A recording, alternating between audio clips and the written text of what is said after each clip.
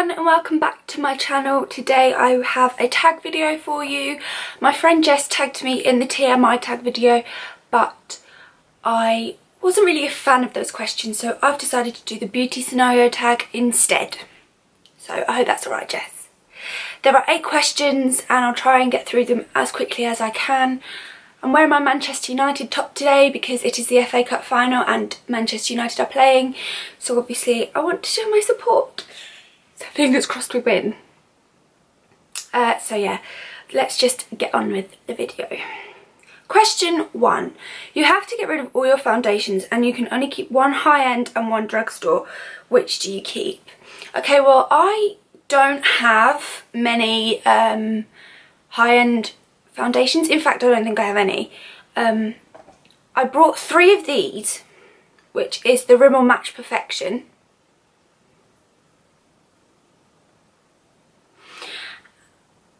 It's not going to focus.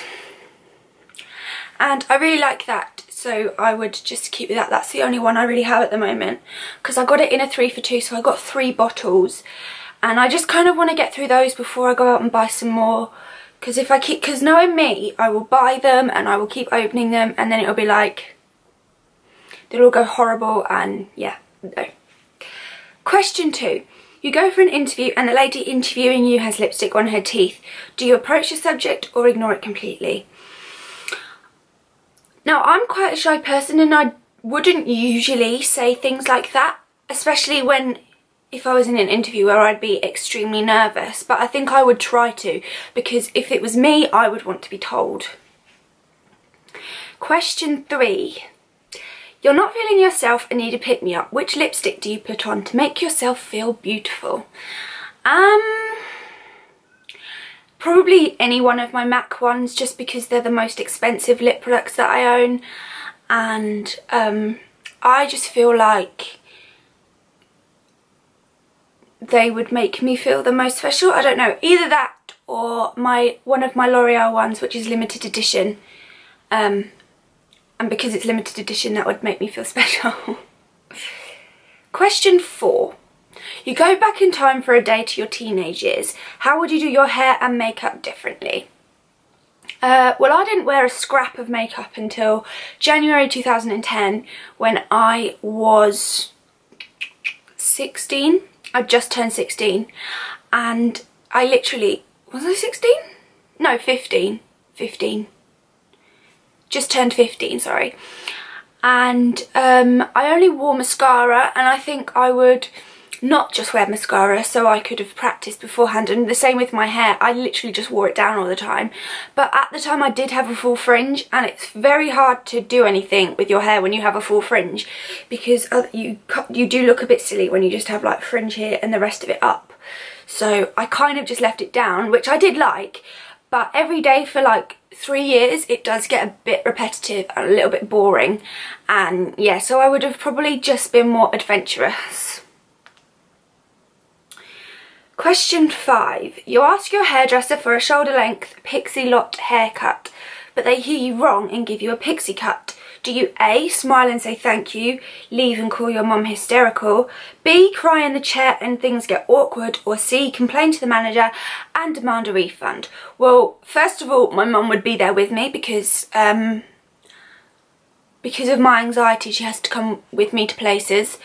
I haven't been in this exact situation, but I have been in a situation where the hairdresser didn't do what I wanted, like something completely different.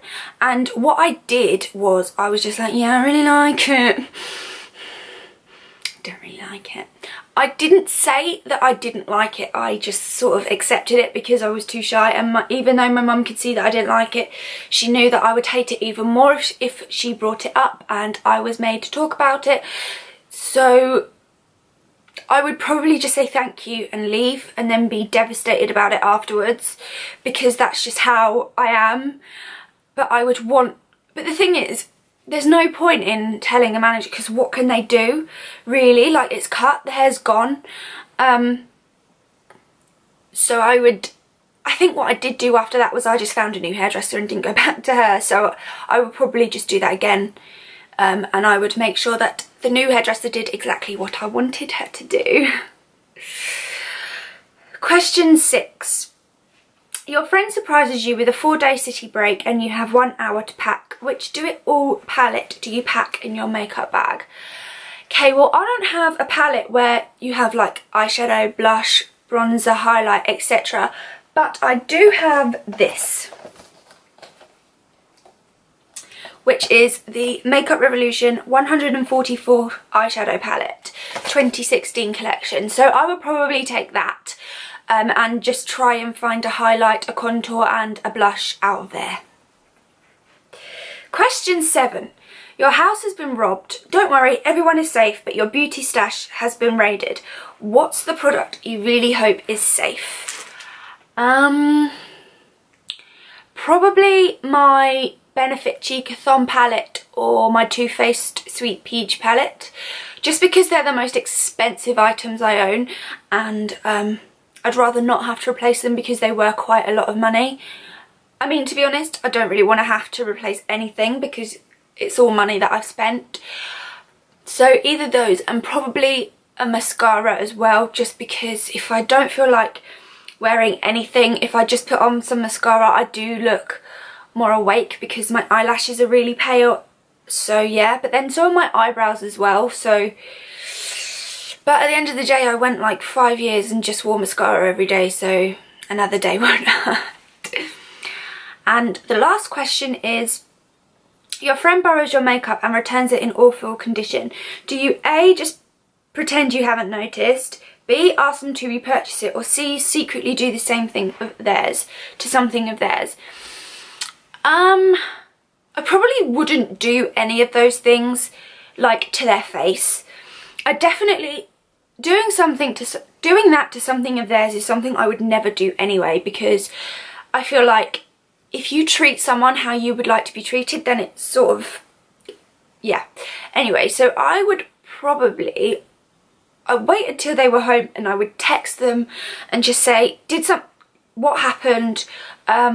Could you either give me the money, like what I paid for it, or buy me a new one? Because that would just be the nice thing to do. But knowing me, I would, if I was the one who borrowed something and it was in an awful condition, I would probably text them before I returned it and say, look, something's happened, whatever it was.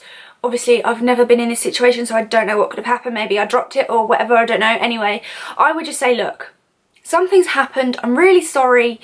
Do you mind if I keep this one? Because obviously I've damaged it, and I will give you the money or buy you that product again or something else to the value of that product, and I would let them choose. So I don't know. It's a really tough one. But yeah. Anyway, that was the beauty scenario tag. Thank you so much for watching. I am going to tag whoever wants to do this. I can't think of anyone off the top of my head that I would want to do it. I always search for like tags and stuff, so if you do it then I'll probably see yours anyway. Hope you enjoyed this video. Please like, subscribe and give it a big please, oh my god, can't speak today. Please like, comment and subscribe, and I will see you next week with another video. By the way, all of my social media will be in the comment section, not the comment section, the description box, and I will see you next week with another video. Bye!